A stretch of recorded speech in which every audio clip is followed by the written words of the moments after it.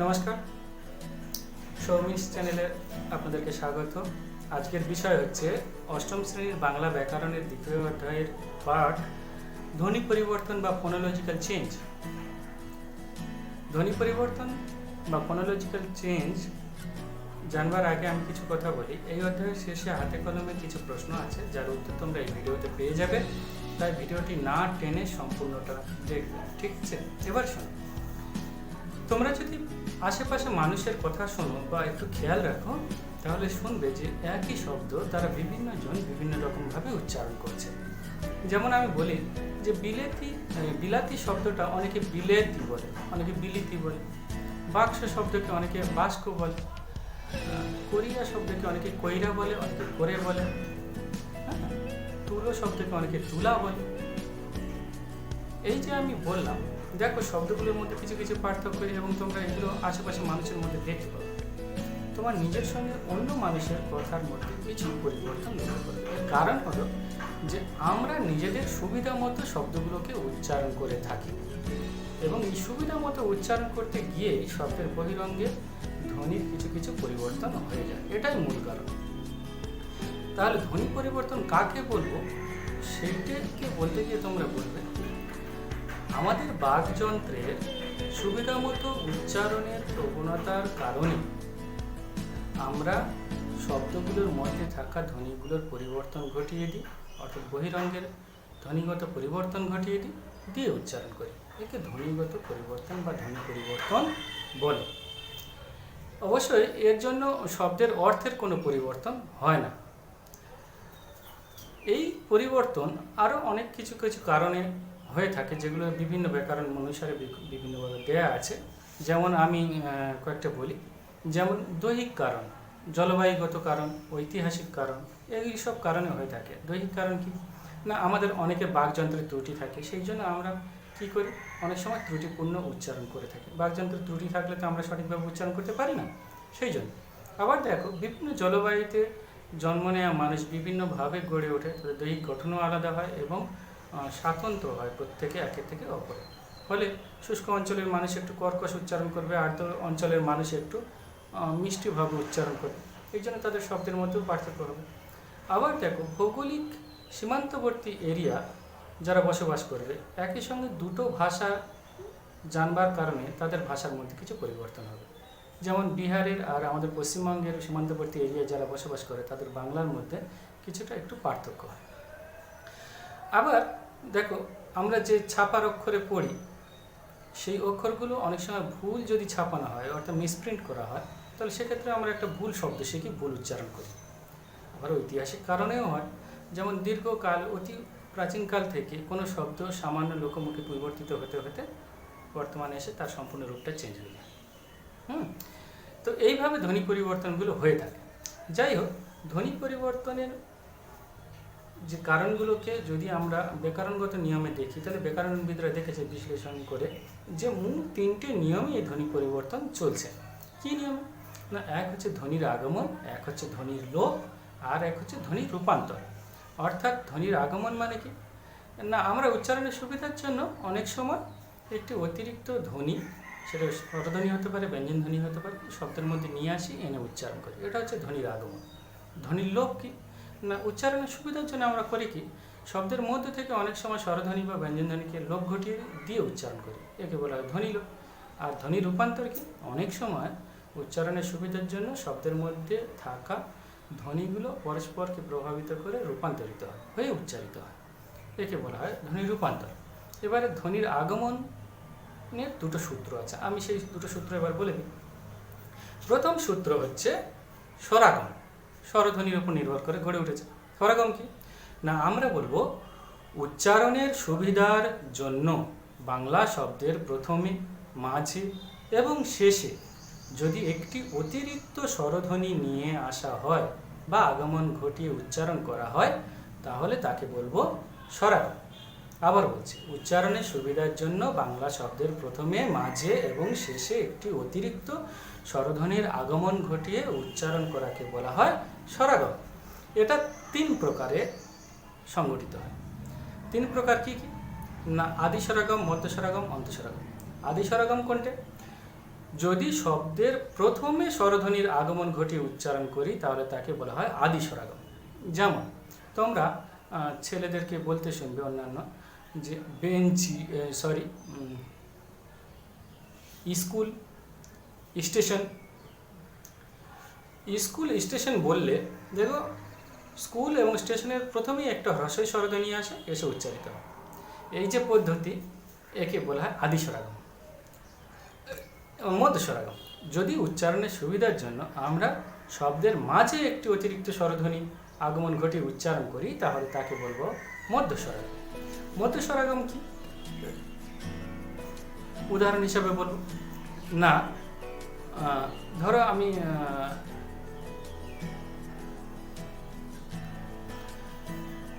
বললাম গ্লাস, অনেকে দেখবে বলে গ্লাস। এবার এইটার ক্ষেত্রে আমি আর একটা কথা বলবো, গ্লাস গ্লাস বললে দেখো গ্লাস কিন্তু দুটো যুক্ত ব্যঞ্জন আছে। আর মধ্য স্বরাগমে সাধারণত কি হয় না, শব্দের মধ্যে যে সমস্ত যুক্ত ব্যঞ্জন থাকে সেগুলোকে ভেঙে তার মধ্যে একটি অতিরিক্ত স্বরধ্বনির আগমন ঘটানো হয়। আবার হচ্ছে মধ্য স্বরাগমের ক্ষেত্রে শব্দের মধ্যে যে সমস্ত যুক্ত ব্যঞ্জন থাকে সেগুলোকে ভেঙে তার মধ্যে একটি অতিরিক্ত স্বরধ্বনির আগমন ঘটিয়ে উচ্চারণ করা হয়। তাই এর একটা নাম হচ্ছে স্বরভক্তি বা বিপ্রকর্ষ। গ্লাস থেকে যেমন গেলাস হলো, তেমন আরও একটা শব্দ বলছি প্রীতি। প আর র একসাথে আছে, এর মাঝখানে যদি একটা রসই ঢুকিয়ে দিয়ে উচ্চারণ করো তাহলে হবে প্রীতি। প্রীতি থেকে প্রীতি, ধর্ম থেকে ধর্ম, ভক্তি থেকে ভক্তি, শক্তি থেকে শক্তি। এগুলো সব স্বরভক্তি বা বিপ্রকর্ষের উদাহরণ বা স্বরাগমের মধ্য স্বরাগমের উদাহরণ। এবারে বলি অন্ত স্বরাগম কি। উচ্চারণের সুবিধার জন্য যদি আমরা শব্দের শেষে একটি অতিরিক্ত স্বরধ্বনি নিয়ে আসি, এনে উচ্চারণ করি, তাহলে সেটাকে বলা হয় অন্ত স্বরাগম। তোমরা স্কুলে শুনতে থাকবে বা শুনতে পাবে যে ছেলেরা বলছে বেঞ্চি, দেশি। বেঞ্চি বা দেশি মূল শব্দ হচ্ছে বেঞ্চ বা দেশ। শুধু উচ্চারণের সুবিধার জন্য আমরা একটা অতিরিক্ত স্বরধ্বনি নিয়ে আসি, এনে উচ্চারণ করি বেঞ্চি বা দেশি। যেহেতু শেষে যুক্ত হচ্ছে শব্দের, সেই জন্য একে বলা হয় অন্ত স্বরাগম। এবারে বলি ধ্বনির আগমনের ক্ষেত্রে দ্বিতীয় নিয়ম ব্যঞ্জনাগম। ব্যঞ্জন ধ্বনির ক্ষেত্রে উচ্চারণের সুবিধার জন্য যদি বাংলা শব্দের প্রথমে বা মাঝে বা শেষে একটি অতিরিক্ত ব্যঞ্জন ধ্বনির আগমন ঘটিয়ে উচ্চারণ করা হয় তাহলে তাকে বলা হবে ব্যঞ্জনাগম। আবার বলছি, উচ্চারণের সুবিধার জন্য যদি বাংলা শব্দের প্রথমে বা মাঝে বা শেষে একটি অতিরিক্ত ব্যঞ্জন ধ্বনির আগমন ঘটিয়ে উচ্চারণ করা হয় তাহলে তাকে বলা হয় ব্যঞ্জনাগম। এটাও তিন প্রকার: আদি ব্যঞ্জনাগম, মধ্য ব্যঞ্জনাগম এবং অন্ত ব্যঞ্জনাগম।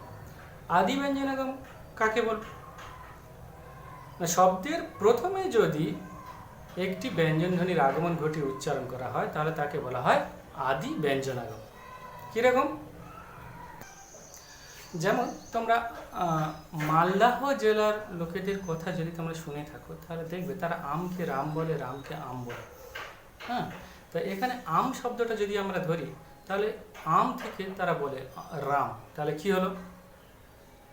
আকারের আগে একটা র বসিয়ে দেওয়া হলো, অর্থাৎ শব্দের আগে একটা র ব্যঞ্জনধ্বনি নিয়ে আসা হলো, তাই একে বলা হয় আদি ব্যঞ্জনাগম। এরপরে মধ্য ব্যঞ্জনাগম। মধ্য ব্যঞ্জনাগম, মধ্য ব্যঞ্জনাগমের তাহলে উদাহরণ হবে কি না, সুনর, বানর, পোড়ামুখী। এদের থেকে হয়, সুনর থেকে হয় সুন্দর, বানর থেকে বান্দর, পোড়ামুখী থেকে পোড়ারমুখী। প্রতিটা ক্ষেত্রে দেখো আমরা কিন্তু উচ্চারণের সুবিধার জন্য বলি, বানর বলতে গিয়ে বান্দর বলি, সুনর যে মূল শব্দ তা সেটা থেকে আমরা বলি সুন্দর, পোড়ামুখী জোর দিয়ে বলতে গিয়ে বলি পোড়ারমুখী। এগুলো সব মধ্য ব্যঞ্জনাগমের উদাহরণ। এক্ষেত্রে আরও দুটো জিনিস হয়, একটা হচ্ছে বশ্রুতি, একটা হচ্ছে অন্তঃস্থ শ্রুতি। অন্তঃস্থ শ্রুতি জিনিসটা কি আগে বলি। এই মধ্য ব্যঞ্জনাগমের ক্ষেত্রে অনেক সময় শব্দের মধ্যে পাশাপাশি দুটো স্বরধ্বনি থাকে এবং সেই দুটোকে আমরা একসাথে উচ্চারণ করতে গিয়ে অনেক সময় অন্তঃস্থ ধ্বনিকে নিয়ে আসি। কীভাবে? না ধরো আমি বললাম দু এক, দু এক বানান কি হয়? দয় হর্ষৌ একার ক, দু এক। কিন্তু উচ্চারণ করতে গিয়ে বলি দু এক, তাহলে বানান কী হবে? দয় হর্ষৌ অন্ত্যস্ত একার ক, তাহলে অন্ত্যস্ত শ্রুতি এসব চলে আসছে, এই জন্য একে বলা হয় অন্ত্যস্ত শ্রুতি। তিন এক, তিন এক না, তিন একটা হবে না, দু একটা হবে। এবারে বলি ব শ্রুতির কারণ। ধরো খাওয়া, সেই একই জিনিস, যে পাশাপাশি দুটো স্বরধ্বনি থাকলে অনেক সময় ব অন্ত্যস্ত এটা চলে আসে। কীভাবে? ধরো খাওয়া, বানান কী হবে? খয়াকার আকার, খাওয়া। কিন্তু অনেকে বলে খাবা, তাহলে কী হলো? বটা চলে এলো। যাওয়া, অনেকে বলে যাবা, তাহলে এখানে অন্ত্যস্ত শ্রুতি আর ব শ্রুতি কি তোমরা জানতে পারবে। এবারে বলি অন্তব্যঞ্জনাগম। অন্তব্যঞ্জনাগম কি? অন্তব্যঞ্জনাগম হলো উচ্চারণের সুবিধার জন্য আমরা অনেক সময় করি কি না, শব্দের শেষে একটি অতিরিক্ত ব্যঞ্জনধ্বনি আগমন ঘটিয়ে উচ্চারণ করি। যেমন আমরা জমি শব্দটা শুনেছি, কিন্তু তোমরা অনেককে বলতে শুনবে জমিন। নানা শব্দ শুনেছি, অনেকে বলে নানান, তাহলে জমি থেকে জমিন, নানা থেকে নানান, বটু থেকে বটুক, এগুলো সব কিন্তু অন্তব্যঞ্জনাগমের উদাহরণ। এবারে আমরা ধ্বনির লোপের ক্ষেত্রে কি কি সূত্র আছে সেটা পড়ব। ধ্বনি লোপ প্রথম হচ্ছে স্বরলোপ, প্রথম সূত্র। তার সংজ্ঞা কি বলব? উচ্চারণের সুবিধার জন্য যদি আমরা বাংলা শব্দের প্রথম থেকে বা মাঝে থেকে বা শেষে থেকে একটি স্বরধ্বনির লোপ ঘটিয়ে উচ্চারণ করি, তাহলে তাকে বলা হবে স্বরলোপ, বা বিয়োজন ঘটিয়ে উচ্চারণ করি তাকে বলা হবে স্বরলোপ। কীরকম? এটা তিন প্রকার আছে, যেটা আদি স্বরলোপ, মধ্য স্বরলোপ এবং অন্ত স্বরলোপ। আদি স্বরলোপ কাকে বলবো? যদি শব্দের প্রথম থেকে একটি স্বরধ্বনির লোপ ঘটিয়ে উচ্চারণ করি তাকে বলা হয় আদি স্বরলোপ। যেমন দেখো, তোমরা লাউ খাও তো, লাউয়ের মূল নাম হচ্ছে অলাবু। এখন অলাবু থেকে তোমরা বলছো লাউ, হলো কীভাবে? প্রথমে অটাকে আমরা লোপ ঘটিয়ে দিই উচ্চারণের সুবিধার জন্য, তারপর থাকে লাবু। আরও উচ্চারণের সুবিধার জন্য বটাকেও আমরা তুলে দিই অনেক সময়, দিয়ে থেকে গেলে কি লাউ। তাহলে অলাবু থেকে সুবিধার জন্য বললাম লাবু, তার থেকে সুবিধার জন্য বললাম লাউ, কিন্তু মূল কথা হচ্ছে শব্দের প্রথম থেকে অস্বরধ্বনি উঠে গেল, সেই জন্য একে বলা হলো আদি স্বরলোপ। এরকম আরও জিনিস আছে, উড়ুম্বুর থেকে বলে ডুমুর। এবার মধ্য স্বরলোপ। মধ্য স্বরলোপ কি না, শব্দের মাঝে থেকে যদি স্বরধ্বনির লোপ পায় তাহলে তাকে বলা হবে মধ্য স্বরলোপ। যেমন দেখো, আমরা স্নানের পরে গা মোছার জন্য একটা কাপড় ব্যবহার করি যাকে বলি গা মোছা, কিন্তু উচ্চারণের সুবিধার জন্য আমরা বেশিরভাগ শুনতে পাই গামছা। তাহলে ম ওকার থেকে ওকারটা আমরা তুলে দিই, গা মোছা থেকে বলি গামছা, এটা মধ্য স্বরলোপ। জানালা থেকে জানলা, এও মধ্য স্বরলোপ। আবার অন্ত স্বরলোপের ক্ষেত্রে কি হবে না, যদি উচ্চারণের সুবিধার জন্য শব্দের শেষে থেকে আমরা একটি স্বরধ্বনির লোপ ঘটিয়ে উচ্চারণ করি তাহলে তাকে বলা হয় অন্ত স্বরলোপ। কীরকম না, আমরা আজি থেকে আজ বলি, রাতি থেকে রাত বলি, তাহলে আজি বানানটা কি আকার বর্গীজ হ্রস্বই, রয়াকার তো হ্রস্বই রাতি, আর আমরা বলি কি আজ আকার বর্গীজ রয়াকার তো রাত, হ্রস্বই দুটো ক্ষেত্রে তুলে দিয়েছি। এবং কোথা থেকে তুলে দিয়েছি? শেষ থেকে তুলে দিয়েছি, দিয়ে উচ্চারণ করেছি, কারণ এটাই আমাদের সুবিধা হয়, তাই এটা কিন্তু অন্ত স্বরলোপ। এবারে ধ্বনিলোপের দ্বিতীয় নিয়ম ব্যঞ্জন লোপ। একই জিনিস, শুধু এটা ব্যঞ্জন লোপ। কাকে বলবো? উচ্চারণের সুবিধার জন্য যদি আমরা শব্দের প্রথম থেকে বা মাঝে থেকে বা শেষে থেকে একটি ব্যঞ্জন ধ্বনির বিয়োজন ঘটিয়ে দিই বা লোপ ঘটিয়ে উচ্চারণ করি তাহলে তাকে আমরা বলবো ব্যঞ্জন লোপ। আবার বলছি, উচ্চারণের সুবিধার জন্য বাংলা শব্দের প্রথম থেকে বা মাঝে থেকে বা শেষে থেকে একটি ব্যঞ্জন ধ্বনির লোপ ঘটিয়ে যদি উচ্চারণ করি তাহলে তাকে আমরা বলবো ব্যঞ্জন লোপ। এটা তিন প্রকার আছে, যথা আদি ব্যঞ্জন লোপ, মধ্য ব্যঞ্জন লোপ এবং অন্ত ব্যঞ্জন লোপ। আদি ব্যঞ্জন লোপ কাকে বলবো? যদি শব্দের প্রথম থেকে ব্যঞ্জন ধ্বনির লোপ ঘটে বা বিয়োজন ঘটে তাহলে আমরা বলবো তাকে আদি ব্যঞ্জন লোপ। কীরকম? প্রথম শব্দটা আমরা সবাই জানি, কিন্তু অনেককে বলতে শুনবে প্রথম, কারণ নাম স্ফটিক, অনেকে বলে ফটিক, এই যে স্ফটিক থেকে ফটিক বা প্রথম থেকে প্রথম বা স্থান থেকে থান, প্রত্যেকটার ক্ষেত্রে দেখো শব্দের একেবারে প্রথম থেকে একটা ব্যঞ্জন ধ্বনি লোপ পাচ্ছে। যেহেতু শব্দের প্রথম থেকে ব্যঞ্জন ধ্বনি লোপ পাচ্ছে, সেই জন্য একে বলা হচ্ছে আদি ব্যঞ্জন লোপ, মধ্য ব্যঞ্জন লোপ। কাকে বলবো? যদি শব্দের মাঝে থেকে একটি ব্যঞ্জন ধ্বনি লোপ পায় তাহলে তাকে আমরা বলবো মধ্য ব্যঞ্জন লোপ। এরকম ধরো আমি বললাম ফাল্গুন, কিন্তু কবিরা কবির ক্ষেত্রে গেলে ফাগুন, আমরাও বলি ফাগুন, তাহলে কি বাদ চলে যাচ্ছে বলতো? শব্দের মাঝে থেকে ল উঠে যাচ্ছে। ফাল্গুন থেকে ফাল্গুন, মাঝে থেকে ল মানে ব্যঞ্জন উঠে যাওয়ার জন্য এটা মধ্য ব্যঞ্জন। আবার দেখো কার্পাস, বলি কাপাস, হলো। তাহলে এগুলো হচ্ছে মধ্য ব্যঞ্জন লোপের উদাহরণ। আবার দেখো অন্ত ব্যঞ্জন লোপ, যদি শব্দের শেষে থেকে ব্যঞ্জন ধ্বনির লোপ ঘটে তাহলে তাকে বলা হয় অন্ত ব্যঞ্জন লোপ। যেমন দেখো বড় দাদা থেকে আমরা কি বলি? বড়দা। ছোট দিদি ছোটদি, বড় কাকা বড়কা, শিয়ালদহ শিয়ালদহ, প্রত্যেকটার ক্ষেত্রে দেখো শেষ থেকে একেবারে ব্যঞ্জন ধ্বনি লোপ পেয়েছে, সেই জন্য এদেরকে বলা হয় অন্ত ব্যঞ্জন লোপ। এবার এই ক্ষেত্রে আমি দুটো কথা আরো বলবো। অন্ত ব্যঞ্জন লোপের ক্ষেত্রে দুটো সূত্র হয়, একটা হচ্ছে সমাক্ষর লোপ, একটা হচ্ছে হল। সমাক্ষর লোপটা কি? সমাক্ষর, অক্ষর মানে দল, আমরা তোমাদেরকে প্রথম ভিডিওতে বলেছি। হ্যাঁ, সমাক্ষর মানে অনেক শব্দের শেষে দুটো একই ধরনের অক্ষর থাকে বা দল থাকে। উচ্চারণের সুবিধার জন্য আমরা করি কি, একটা দলকে বাদ দিয়ে দিই, দিয়ে বাকিটা উচ্চারণ করি, তাকে বলা হয় সমাক্ষর লোপ। অর্থাৎ সমান অক্ষর থাকলে একটা অক্ষরকে লোপ ঘটিয়ে দিই, দিয়ে বাকিটা আমরা উচ্চারণ করি। যেমন বড় দাদা, শেষে দেখো দুটো দল আছে দা দা, তাই একটা দলকে আমরা অক্ষরকে আমরা কেটে দিই, দিয়ে বড়দা বলি। বড় কাকা বড়কা বলি, ছোট দিদি ছোট দিদি, এগুলো হচ্ছে সমাক্ষর লোপের উদাহরণ। এবার হ লোপ, দেখো শিয়ালদহ বললাম, শেষে হ আছে, কিন্তু এই হ লোপ পাওয়ার জন্য তারপর উচ্চারিত হলো কি শিয়ালদা, সেই জন্য একে বলা হয় হ লোপ শব্দ বা হ লোপ। এবারে আমরা ধ্বনির রূপান্তর সম্পর্কে পড়ব। ধ্বনির রূপান্তরে আমরা কি পড়ব? ধ্বনির রূপান্তরে কিন্তু 5টা সূত্র আছে। এক হচ্ছে অপিনিহিতি, 2 হচ্ছে অভিশ্রুতি, 3 হচ্ছে স্বরসঙ্গতি, 4 হচ্ছে ব্যঞ্জন সঙ্গতি বা সমীভবন, 5 হচ্ছে ধ্বনি বিপর্যয় বা বিপর্যাস। এবং 5টা ক্ষেত্রেই কিন্তু শব্দের মধ্যে থাকা ধ্বনিগুলো একে অপরকে প্রভাবিত করে পরিবর্তিত বা রূপান্তরিত হয়, হয়ে উচ্চারিত হয়। ঠিক আছে, তাই এদেরকে আমরা কিসের ভাগে ফেলি? ধ্বনির রূপান্তরের ক্ষেত্রে। হ্যাঁ, রূপান্তর ভাগে।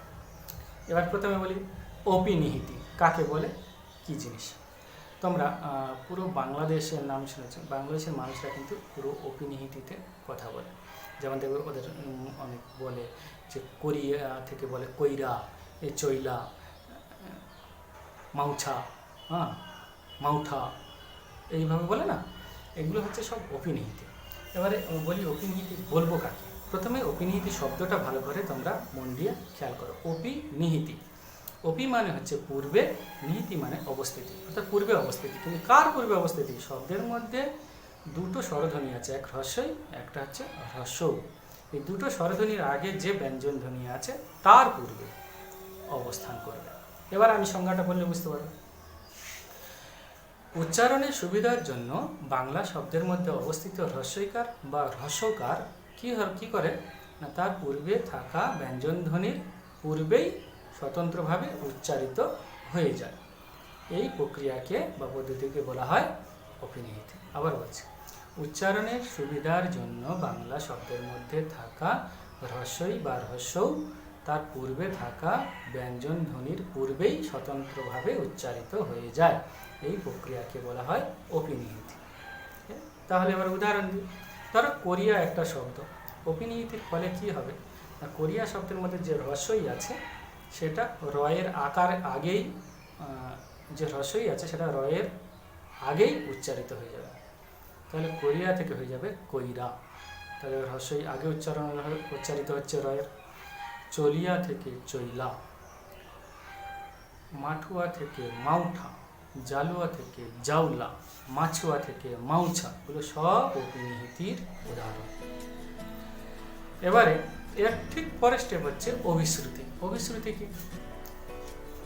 অপিনিহিতির ফলে করিয়া শব্দকে কইরা বলবে, অভিশ্রুতির ফলে এই কইরা শব্দকে আবার বলবে করে, চইলা শব্দকে বলবে চলে, মাউঠা শব্দকে বলবে মেঠো, মাউচা শব্দকে বলবে মেছো, সেটা হবে অভিশ্রুতি।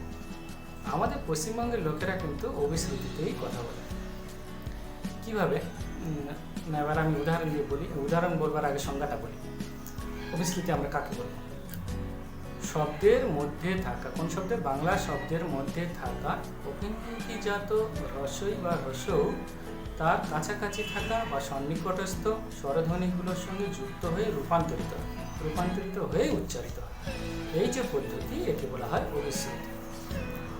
আবার বলছি, উচ্চারণের সুবিধার জন্য বাংলা শব্দের মধ্যে থাকা অপিনিহিতিজাত হ্রস্বই বা হ্রস্বউ তার সন্নিকটস্থ স্বরধ্বনিগুলোর সঙ্গে যুক্ত হয়ে রূপান্তরিত হয় এবং তারপর উচ্চারিত হয়। এই প্রক্রিয়াকে বলা হয় অভিশ্রুতি। অভিশ্রুতি তাহলে কি হবে? ধরো কোরিয়া থেকে অপিনিহিতিতে বলা হলো কইরা। এবারে দেখো, কর পরে অকার উচ্চারণ হচ্ছে, তারপর হ্রস্ব উচ্চারিত হচ্ছে, তারপরে আকার উচ্চারিত হচ্ছে। তা আকার ও হ্রস্ব যোগ করে কি হবে? একার। একার যেহেতু হলো, তাহলে কইরা থেকে হয়ে গেল করে, চইলা থেকে চলে, মাউছা থেকে মেছো, মাউঠা থেকে মেঠো। এগুলো সব কিন্তু অভিশ্রুতির উদাহরণ।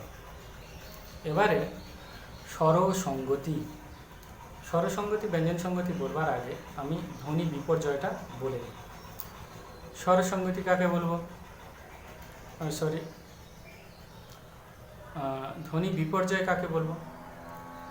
অনেক সময় উচ্চারণের দ্রুততার কারণে, অর্থাৎ তাড়াতাড়ি উচ্চারণ করতে যায় সেই কারণে, বা ভুল উচ্চারণের কারণে বা ত্রুটিপূর্ণ উচ্চারণের কারণে শব্দের মধ্যে থাকা ব্যঞ্জন ধ্বনিগুলো কী করে? নিজেদের মধ্যে স্থান বিনিময় করে উচ্চারিত হয়। এই প্রক্রিয়াকে বলা হয় ধ্বনি বিপর্যয় বা ধ্বনি বিপর্যাস।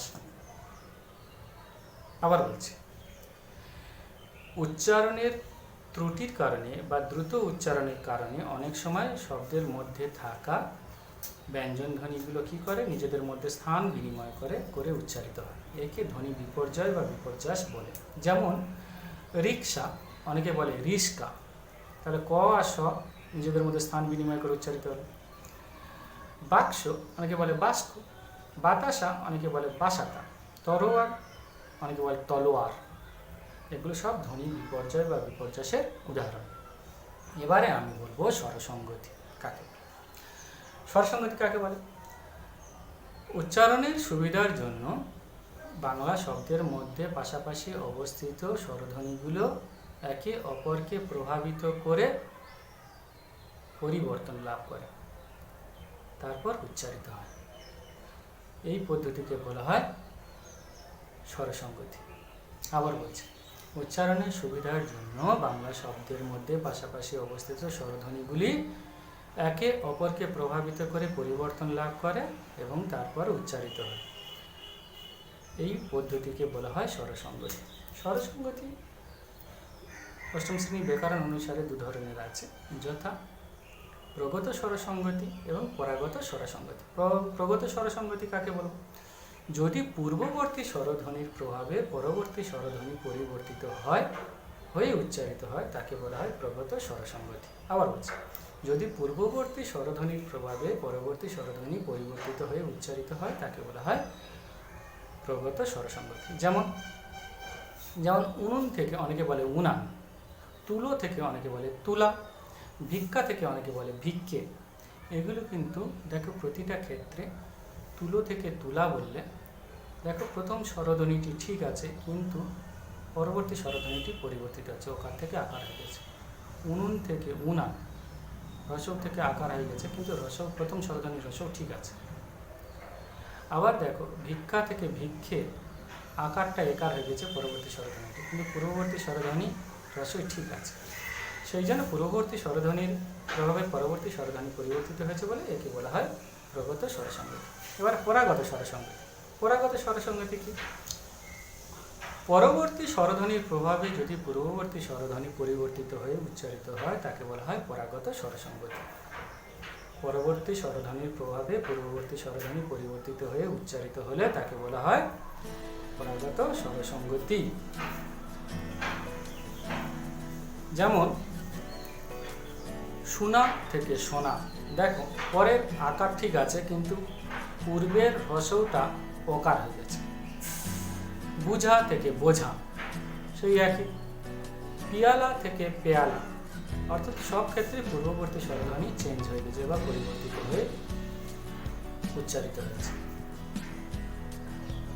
এই যে পদ্ধতি একে বলা হয় পরাগত স্বরসঙ্গতি। এবারে আমরা পড়ব ব্যঞ্জন সংগতি। ব্যঞ্জন সংগতি কাকে বলব? উচ্চারণের সুবিধার জন্য বাংলা শব্দে পাশাপাশি অবস্থিত ভিন্নধর্মী ব্যঞ্জন ধ্বনিগুলি একে অপরকে প্রভাবিত করে নিজেদের মতো রূপ লাভ করে বা উভয়কে প্রভাবিত করে নতুন ধরনের ধ্বনিতে রূপান্তরিত হয়। এই পদ্ধতিকে বলা হয় সমীকরণ বা ব্যঞ্জন সংগতি। ব্যঞ্জন সংগতির আরেক নাম হচ্ছে সমীকরণ। আমি আবার বলছি, উচ্চারণের সুবিধার জন্য বাংলা শব্দে পাশাপাশি অবস্থিত ভিন্নধর্মী ব্যঞ্জন ধ্বনিগুলি একে অপরকে প্রভাবিত করে নিজেদের মতো রূপ লাভ করে বা উভয়কে প্রভাবিত করে নতুন ধরনের ধ্বনিতে রূপান্তরিত হয়। এই পদ্ধতিকে ব্যঞ্জন সংগতি বা সমীভবন বলে। এবারে উদাহরণ কি দেব? উদাহরণ দেওয়ার আগে বলে দিই, এটা কিন্তু 3 ধরনের আছে, অর্থাৎ ব্যঞ্জন সংগতি 3 ধরনের আছে: প্রগত ব্যঞ্জন সংগতি, পরাগত ব্যঞ্জন সংগতি আর অনন্য ব্যঞ্জন সংগতি।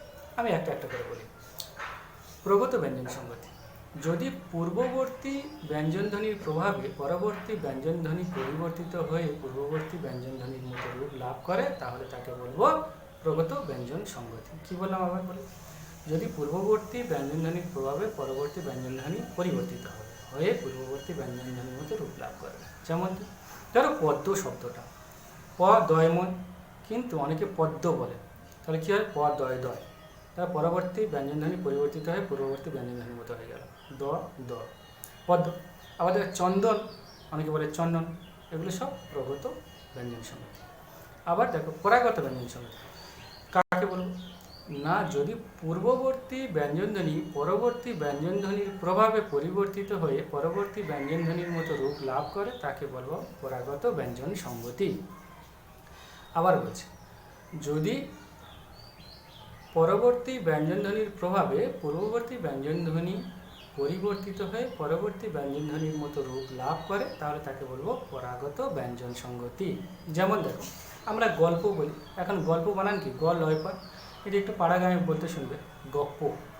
তাহলে কি হলো? পরবর্তী প ঠিক থাকলো কিন্তু পূর্ববর্তী ল পরিবর্তিত হয়ে পরবর্তী পয়ের মতো রূপ লাভ করলো, সেই জন্য গল্প হয়ে গেল গপ্প।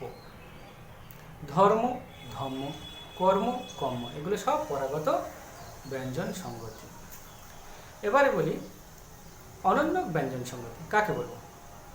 যদি শব্দের মধ্যে অবস্থিত উভয় ব্যঞ্জনধ্বনি ভিন্নধর্মী উভয় ব্যঞ্জনধ্বনি উভয়কে প্রভাবিত করে রূপান্তরিত হয়, নতুন ধরনের ধ্বনিতে রূপান্তরিত হয়, তাহলে তাকে বলবো অনন্য ব্যঞ্জন সংগতি। আবার বলি সংজ্ঞা হিসাবে কি বলবো প্রকৃতভাবে, শব্দের মধ্যে অবস্থিত ভিন্নধর্মী ব্যঞ্জন ধ্বনিগুলো যদি একে অপরকে প্রভাবিত করে নতুন ধরনের ধ্বনিতে পরিণত হয় তাহলে তাকে বলবো অনন্য ব্যঞ্জন সংগতি। যেমন দেখো, একটা শব্দ বৎসর, কিন্তু অনেকে বলতে শুনবে বৎসর, তাহলে ত আর শটা কিসে পরিণত হলো? চয় ছয়, নতুন ধরনের ধ্বনি, সেই জন্য এটা হয়ে গেল কি?